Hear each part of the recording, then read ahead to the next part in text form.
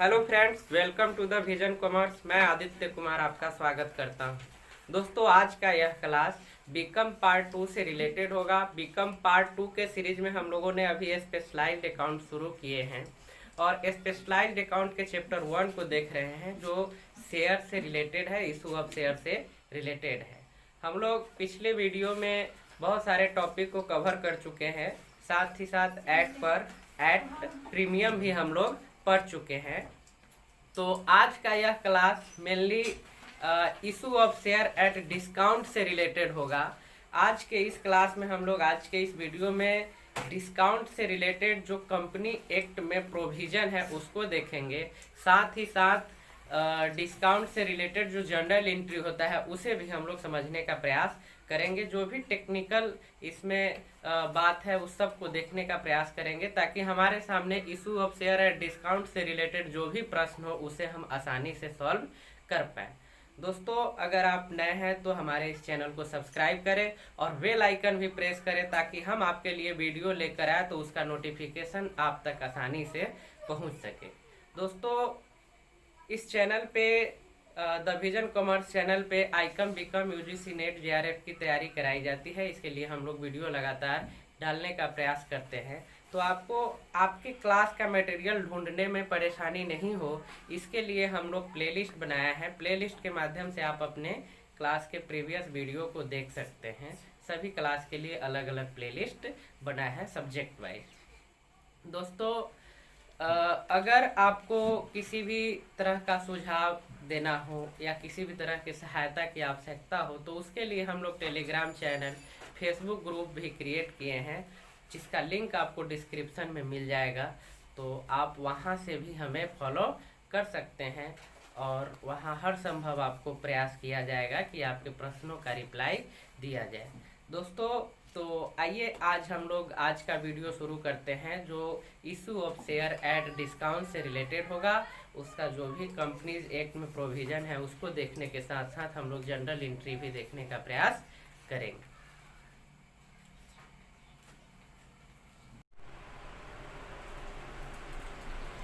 दोस्तों, तो issue of share at premium समझने के बाद हम लोग अब समझेंगे issue of share at discount. ये डिस्काउंट क्या है, डिस्काउंट पे कैसे शेयर इशू होता है और इसका जर्नल एंट्री कैसे होता है, इसका कैलकुलेशन कैसे होता है, ये हम समझेंगे।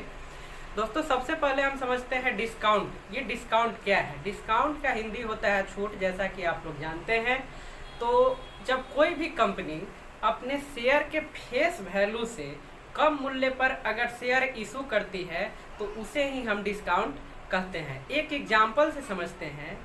सपोज कीजिए कि किसी कंपनी के एक शेयर का मूल्य 10 रुपीज़ है और वह डिस्काउंट देती है 1 रुपीज़। ठीक है, तो 1 रुपीज़ डिस्काउंट कैसे देती है? तो उसका फेस वैल्यू 10 रुपीज़ है और वो शेयर होल्डर से जो पैसा वसूल करेगी वो उसका होगा 9 रुपीज़। तो इसे ही हम फेस वैल्यू कहते हैं 10 रुपीज़ को, और 1 रुपीज़ जो होगा उसे ही हम डिस्काउंट कहते हैं। तो ये डिस्काउंट का जो अमाउंट है वो कंपनी वसूल नहीं करती है, अर्थात फेस वैल्यू में से उतना डिडक्ट करके शेयर होल्डर से वसूल करती है। तो यही डिस्काउंट है। जो ये 1 रुपये जो कंपनी, ये जो 1 रुपया है वो जो कंपनी छोड़ती है, यही जो रुपया है उसे ही हम लोग क्या कहते हैं? डिस्काउंट कहते हैं, अर्थात छूट जो कंपनी फेस वैल्यू पे अपने शेयर होल्डर को देती है। तो ये क्या सभी कंपनी डिस्काउंट पे शेयर इशू कर सकती है? ये सभी कंपनी के लिए है या किस कंपनी के लिए है? क्या सिचुएशन होगा? कंपनी एक्ट में इसका क्या प्रावधान है? किस एक्ट के अंडर यह इशू होता है और किन किन परिस्थितियों में यह इशू होता है, इस बात को समझ लेते हैं, ताकि हमें किसी भी तरह का कंफ्यूजन इस टॉपिक में नहीं हो। तो आइए देखते हैं बोर्ड पे। दोस्तों, हमने इसे पॉइंट वाइज सजाया है, इसे देख लीजिए। सबसे पहले तो मेरा टॉपिक है issue of share at discount. ये मैंने यहाँ सेक्शन डाल दिया है 79 सेक्शन जो कंपनी एक्ट है उसके सेक्शन 79 के अंडर ही कोई भी कंपनी क्या करती है? अपने शेयर को डिस्काउंट पे इशू करती है। तो ये हमारा टॉपिक हुआ। अब ये हम लोग समझेंगे कि यहाँ देख लीजिए, condition for issue of share at discount, मतलब एक कंडीशन क्या है। ये कंपनी एक्ट जो है उसका जो सेक्शन है उसमें किस किस कंडीशन में डिस्काउंट पे शेयर इशू करने का प्रोविजन है, इसे हम लोग समझ लेंगे। एक चीज समझ लीजिए, कोई भी कंपनी अपने शेयर को डिस्काउंट पे इशू नहीं कर सकती है। ये बाउंडेशन है according to the company act. तो ये कंपनीज एक्ट के तहत जो बाउंडेशन डाला गया है, तो उसमें ये जो प्रोविजन है, जो प्रावधान है कि किस किस परिस्थिति में कोई भी कंपनी अपने शेयर को डिस्काउंट पे इशू करती है, उसे हम लोग पॉइंट वाइज देखते हैं। सबसे पहला पॉइंट देखिए, in order to issue the shares at a price less than the face value, the companies has to get permission from the relevant authority. यहाँ स्पष्ट है कि फेस वैल्यू से कम मूल्य पर अगर शेयर इशू करना है तो उसे रिलेवेंट अथॉरिटी से क्या लेना पड़ेगा, परमिशन लेना पड़ेगा। कोई भी कंपनी रिलेवेंट अथॉरिटी के परमिशन के बगैर अपने शेयर को डिस्काउंट पे इशू नहीं कर सकती है। ये फर्स्ट कंडीशन है कि उसे रिलेवेंट अथॉरिटी से परमिशन लेना पड़ेगा, तभी वो अपने शेयर को डिस्काउंट पे इशू कर सकती है। फर्स्ट जो है कंडीशन है। एंड सेकेंड आप देख सकते हैं, the maximum rate of discount cannot exceed 10% of the face value of the share. ये समझ लीजिए, कोई भी कंपनी अपने शेयर के फेस वैल्यू के 10% 10% से अधिक डिस्काउंट नहीं दे सकती है। इसका मतलब हुआ, जब एक शेयर का मूल्य 100 रुपीज होगा तो उस पर मैक्सिमम डिस्काउंट 10% अर्थात 10 रुपीज होगा। तो ये समझ गए, कोई भी कंपनी अपने शेयर के फेस वैल्यू के 10% से अधिक डिस्काउंट नहीं दे सकती है। ये दूसरा हमारा कंडीशन है, इसे याद रखना है। एंड नेक्स्ट होगा, इसमें देख लीजिए एक्सेप्शन भी है कुछ, तो आपके मन में कहीं से कोई कंफ्यूजन नहीं रहे, इसलिए मैंने उसे भी डाल दिया। आप जानते हैं कि हर सेक्टर में, हर क्षेत्र में, हर चीज में एक्सेप्शन होता है, अपवाद होता है। तो यहाँ भी अपवाद है, तो वो किस कंडीशन में होगा ये मैंने यहाँ डाल रखा है, इसे देख लीजिए। द कंपनी लॉ बोर्ड में अलाउड, ठीक है, an increase in the percentage, increase in the percentage under special circumstances, ठीक है। ये देख लीजिए, स्पेशल सर्कमस्टांसेज, विशेष परिस्थिति में, यहाँ देख सकते हैं आप, कंपनी लॉ बोर्ड में allow in increase in the percentage. ये जो डिस्काउंट का 10% है, इसे इंक्रीज किया जा सकता है विशेष परिस्थिति में, वो भी किसके द्वारा, कंपनी लॉ बोर्ड के द्वारा। जनरली ये कितना होगा, 10% से अधिक नहीं होगा, लेकिन इसमें एक एक्सेप्शन है, जो कंपनी लॉ बोर्ड के द्वारा ये परसेंटेज इंक्रीज किया जा सकता है विशेष परिस्थिति में। ऐसे नॉर्मली या जनरली हम इसे नहीं बढ़ा सकते हैं, कोई कंपनी नहीं बढ़ा सकती है। तो ये आपका एक्सेप्शन रहा, इसे भी याद रखना है। मैंने ये यहाँ इसलिए डाला है कि किसी प्रश्न में आपको अगर अधिक दिखता है तो ये एक्सेप्शन होगा। लॉ यही है कि 10% से हम ज़्यादा नहीं रख सकते हैं। एंड नेक्स्ट हमारा कंडीशन होगा, the company should issue the share with in 60 days of receiving permission from relevant authority. ये इंपॉर्टेंट है, देख लीजिए। पहला हमारा कंडीशन था कि कोई भी कंपनी रिलेवेंट अथॉरिटी के परमिशन के बगैर शेयर इशू नहीं कर सकती है डिस्काउंट पे। ये जो कंडीशन है, इसका ये मतलब हुआ कि जिस दिन रिलेवेंट अथॉरिटी का परमिशन मिलता है, उसके 60 दिन के अंदर ही कोई कंपनी अपने शेयर को डिस्काउंट पे इशू कर सकती है। उससे ज़्यादा अगर होता है तो वो परमिशन रद्द माना जाएगा। 60 दिन के बाद कोई भी कंपनी अपने शेयर को डिस्काउंट पे इशू नहीं कर सकती है। तो ये कंडीशन है कि कोई भी कंपनी रिलेवेंट अथॉरिटी से जो परमिशन लेती है, उसके 60 दिन के अंदर ही उसे क्या करना पड़ता है, शेयर इशू करना पड़ता है। तो ये एक कंडीशन है। इसमें भी एक्सेप्शन है, इसमें भी क्या है, एक्सेप्शन है। इसे देख लीजिए आप, in certain cases the company can extended this time frame after getting permission. ये एक मतलब सर्टेन केसेस में किसी विशेष परिस्थिति जब बनता है तो कंपनी पुनः क्या करेगी, रिलेवेंट अथॉरिटी से परमिशन लेकर इस टाइम को एक्सटेंड कर सकती है। ये एक्सेप्शन है, इसे भी याद रखना है। ये जनरली विशेष परिस्थिति में ही होगा, सामान्य परिस्थिति में नहीं होगा। सामान्य परिस्थिति में 60 डेज का ही ये परमिशन मान्य होता है, उसके बाद मान्य नहीं होता है। अगर विशेष परिस्थिति है तो फिर कंपनी क्या करेगी, रिलेवेंट अथॉरिटी से परमिशन लेगी। अगर परमिशन मिलता है तो इस टाइम को एक्सटेंड किया जाएगा, अगर परमिशन नहीं मिलता है तो इस टाइम को एक्सटेंड नहीं किया जाएगा। तो ये मेरा थर्ड कंडीशन। तो नेक्स्ट देखेंगे, ये फोर्थ आप कंडीशन देख सकते हैं, the companies cannot issue this shares before passing of 1 year from the date of commencement of business. ये इसका ये मतलब हुआ कि कोई भी कंपनी जिसका स्थापना जो उसका स्टेबल का जो डेट है, स्थापना जो डेट है, अगर उससे 1 साल ज़्यादा हो जाता है तो वो डिस्काउंट पे इशू नहीं कर सकती है। कहने का मतलब नई कंपनी जिसका स्थापना वर्ष 1 वर्ष पूरा नहीं हुआ है, स्थापना डेट से 1 वर्ष पूरा नहीं हुआ है, वही कंपनी डिस्काउंट पे इशू कर सकती है शेयर, अन्यथा डिस्काउंट पे शेयर इशू नहीं कर सकती है।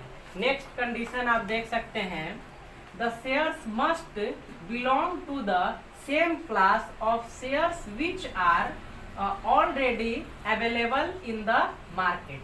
कहने का मतलब है कि कोई भी कंपनी अपने उसी शेयर को डिस्काउंट पे इशू कर सकती है जिसे वह पहले इशू की हो, नए शेयर को डिस्काउंट पे इशू नहीं कर सकती है। ये एक महत्वपूर्ण कंडीशन है कि कोई भी कंपनी अपने नए शेयर को इशू नहीं कर सकती है डिस्काउंट पे, वो जो पहले इशू की है उसी शेयर को डिस्काउंट पे क्या कर सकती है, या उसी ग्रुप के उसी क्लास के शेयर को वह डिस्काउंट पे इशू कर सकती है। तो ये हमने जो कंडीशन देखा डिस्काउंट पे इशू करने का, इसका आप स्क्रीनशॉट ले लीजिए ताकि नोट्स बनाने में आपको सहूलियत मिले। ये इम्पोर्टेंट है, ये रूल है जो इसी के अकॉर्डिंग कोई भी कंपनी अपने शेयर को क्या करती है, डिस्काउंट पे इशू करती है। अब हम लोग देखेंगे इसका जनरल एंट्री। तो जनरल एंट्री हम डिस्काउंट का कैसे कर सकते हैं उसे समझ लेते हैं। आप बोर्ड पे देख सकते हैं, यहाँ हमने डाला है जनरल एंट्री। इसमें मेनली 3 एंट्री करेंगे। कभी कभी प्रश्न में क्या होगा कि आपको 2 ही एंट्री करना पड़ेगा। थर्ड एंट्री जो है वो प्रश्न में स्पष्ट जब बोला जाएगा तभी हम एंट्री करेंगे, ऐसे एंट्री नहीं करेंगे। तो आइए जनरल एंट्री समझते हैं। सबसे पहले हम लोग क्या करेंगे, share allotment account DR, discount on issue of share account DR to share capital account. हम यहाँ अलॉटमेंट से क्यों शुरू किए हैं, ये इम्पोर्टेंट प्रश्न आपके मन में आ सकता है। तो यहाँ आप देखिए, हमने एक स्टार यहाँ देकर लिखा है, the discount is always with allotment. ये डिस्काउंट का जो हम ट्रीटमेंट करेंगे वो हमेशा किसके साथ करेंगे, अलॉटमेंट के साथ करेंगे। लेकिन इसमें भी एक्सेप्शन है। कभी कभी प्रश्न में आपको दिया रहेगा कि डिस्काउंट का जो उसका जो ट्रीट है, उसका ट्रीटमेंट है, हम लोग उसको किसके साथ करेंगे, कॉल के साथ करेंगे। तो इस तरह का स्पष्ट अगर आपका क्वेश्चन में दिया रहता है तो हम लोग क्वेश्चन के अकॉर्डिंग करते हैं। अगर कोई सूचना नहीं दिया है तो सामान्यतः हम इसका एंट्री किसके साथ करेंगे, अलॉटमेंट के साथ ही करेंगे। ये याद रखिएगा। जब प्रश्न में कंप्लीट इंफॉर्मेशन नहीं हो तो हम क्या करेंगे, अलॉटमेंट के ही साथ ही इसका डील करेंगे। ये देख लीजिए, share allotment account DR, discount on issue of share account DR to share capital account. ये आप discount on issue of share account जो देख रहे हैं उसे आप सिर्फ डिस्काउंट अकाउंट भी लिख सकते हैं। अगर आप वैसा लिखते हैं तो इसे गलत नहीं माना जाएगा। तो ये याद रखना है, discount on issue of share account या डिस्काउंट अकाउंट आप दे सकते हैं।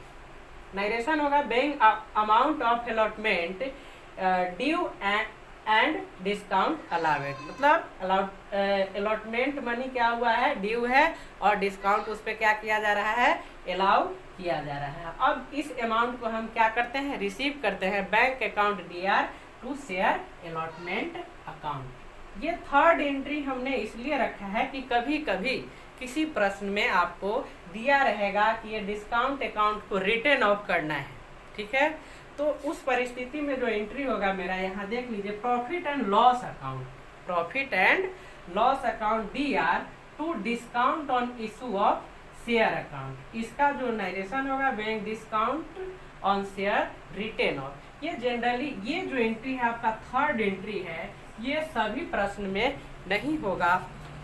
अगर जिस प्रश्न में आपको स्पष्ट इंफॉर्मेशन रहे उसी प्रश्न में आप एंट्री इसका करेंगे। अगर इसका एंट्री सभी प्रश्न में नहीं करेंगे तो उसे गलत नहीं माना जाएगा।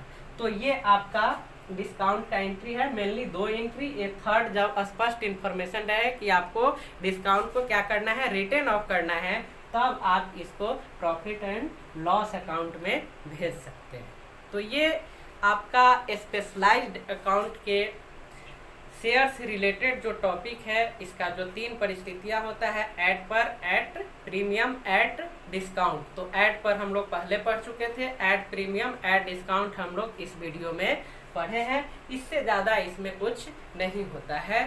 तो ये आपका आज का जो सीरीज है, ये आज का जो वीडियो है, ये कंप्लीट होता है। नेक्स्ट वीडियो में हम लोग कुछ प्रश्न आपके सामने रखेंगे, उसे हल आपको करना है। दोस्तों, एक सुझाव है आपके लिए, जब भी आप कोई भी चीज़ पढ़ते हैं तो आप उसका नोट्स ज़रूर बनाएं। अगर नोट्स नहीं बनाएंगे तो आपकी तैयारी अच्छे ढंग से नहीं हो पाएगी। तो इसलिए आपने जितने भी अभी हमारे इस लेक्चर को देखे हैं उन सभी का नोट्स बनाइए। हमने कुछ क्वेश्चन भी देखा था, उसका आंसर भी हमने देखा था, उसका आंसर भी हमने देखा था, तो उसे भी आप बनाने का प्रयास करें। और हम नेक्स्ट वीडियो में आपके लिए ये इस दोनों टॉपिक से रिलेटेड क्वेश्चन डालेंगे जिसे आपको सॉल्व करना है। तो आज का ये क्लास यहाँ समाप्त होता है। दोस्तों, ये वीडियो आपको कैसा लगा कमेंट करके ज़रूर बताएं, और अच्छा लगे तो अपने दोस्तों में भी शेयर करें और वीडियो को लाइक करें।